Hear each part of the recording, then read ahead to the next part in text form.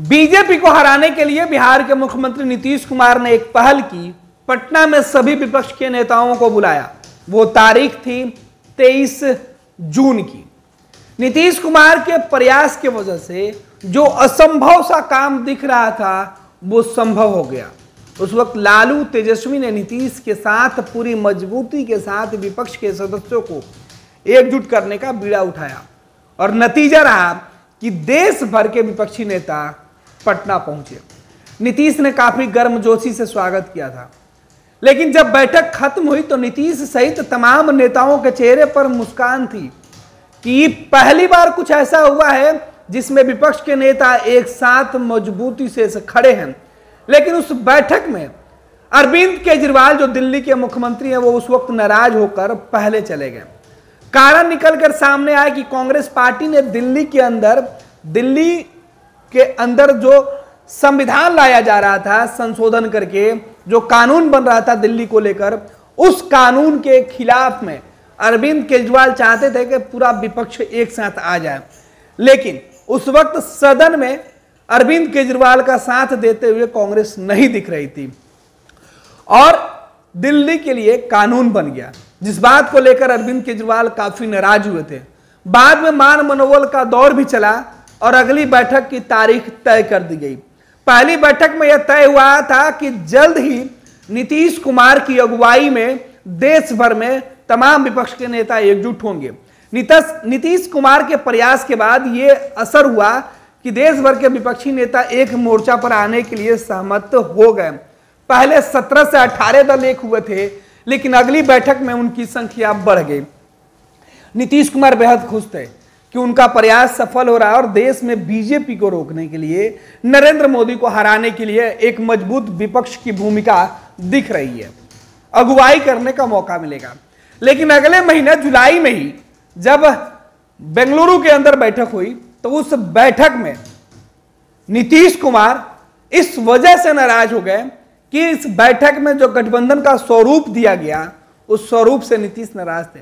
नीतीश कुमार ने कहा कि कांग्रेस ने जिस तरीके से, राहुल गांधी ने जिस तरीके से इस गठबंधन का नाम इंडिया रखा, इससे जो साउंड करता है वो एनडीए की तरह करता है और इंडिया नाम नहीं रखा जाना चाहिए था। हालांकि बाद में नीतीश सहित तमाम लोगों ने इस बात पर सहमति दे दी कि ठीक है, जो नाम है सो मान लिया गया, क्योंकि राहुल गांधी ने प्रपोजल दिया था, खड़गे ने उस पर सहमति जताई थी और तमाम लोग एक हुए थे। बाद में कांग्रेस ने कहा कि बीजेपी इंडिया के नाम से घबरा गई और इसीलिए देश से इंडिया शब्द हटा दिया गया। बीजेपी ने सीधे तौर पर भारत के अंदर अब इंडिया नहीं बल्कि भारत की बात करने लगी।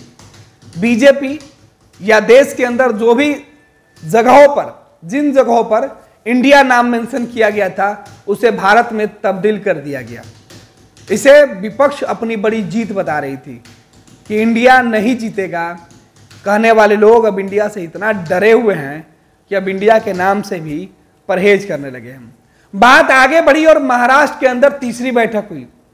इस बैठक में ममता बनर्जी के नाराज होने की खबर निकलकर सामने आई।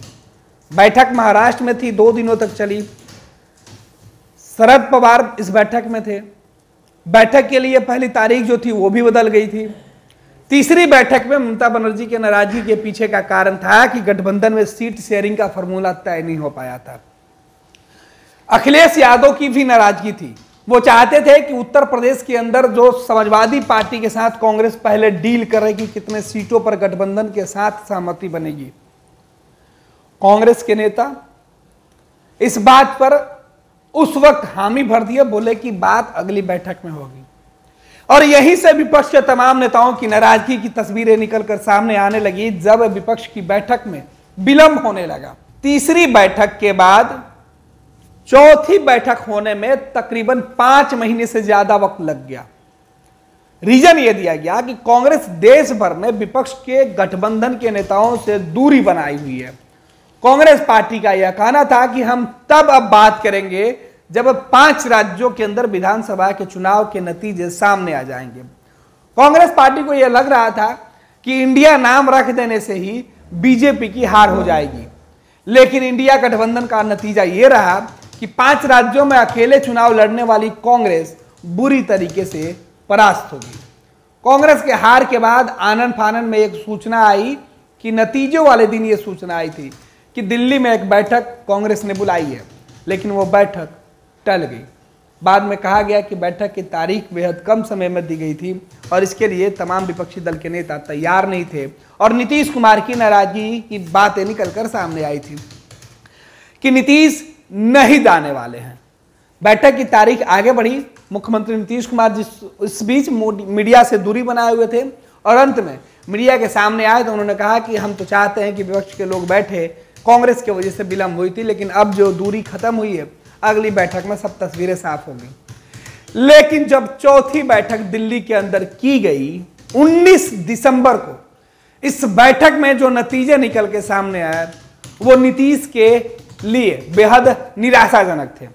नीतीश कुमार इस बैठक में नाराज हुए, लालू प्रसाद यादव भी नाराज हुए और नीतीश और लालू इस बैठक के प्रेस कॉन्फ्रेंस को अटेंड नहीं किए। हालांकि इसके पहले भी जब बेंगलुरु के अंदर बैठक हुई थी तो नीतीश कुमार बैठक में शामिल नहीं हुए थे प्रेस कॉन्फ्रेंस में, और प्रेस कॉन्फ्रेंस के बगैर निकल गए थे। तो अब कहा गया था कि उनका ट्रेन, माफ कीजिएगा, उनका जो टिकट था जहाज का वो था और उनकी फ्लाइट थी, इसलिए वो निकल गए थे। लेकिन कल दिल्ली के अंदर बैठक में जी बातें निकल के सामने आई कि पहले तो ममता बनर्जी ने ही नीतीश कुमार के खिलाफ साजिश रच दिया। लालू प्रसाद यादव देखते रह गए, खामोश रहे, इस वजह से नीतीश भी नाराज थे। लालू और नीतीश के बीच बातचीत नहीं हुई, दूरी दिखी। देश के नेताओं को एकजुट करने की मुहिम चलाने वाले नीतीश कुमार बिहार में अपने सहयोगियों को एकजुट नहीं रख पाए, यह बात सवाल उठा और अब नीतीश कुमार की नाराजगी की बातें सामने आई। अब बातें है कि अगली बैठक तब होगी जब विपक्षी दलों के नेताओं के बीच यह सहमति बन जाएगी कि किस दल कितने सीटों पर किन राज्यों में चुनाव लड़ेगा। नीतीश ने अल्टीमेटम दे दिया कि ऐसे बैठक करने का कोई मतलब नहीं है जब तक सीटों पर समझौता नहीं हो जाए। जाहिर सी बात है कि विपक्ष की बैठक नरेंद्र मोदी को हराने के लिए हुआ था, लेकिन हर बैठक में विपक्ष के नेता खुद के लिए लड़ते दिखे, झगड़ते दिखे, नाराज होते दिखे, मान मनोबल का दौर होता रहा।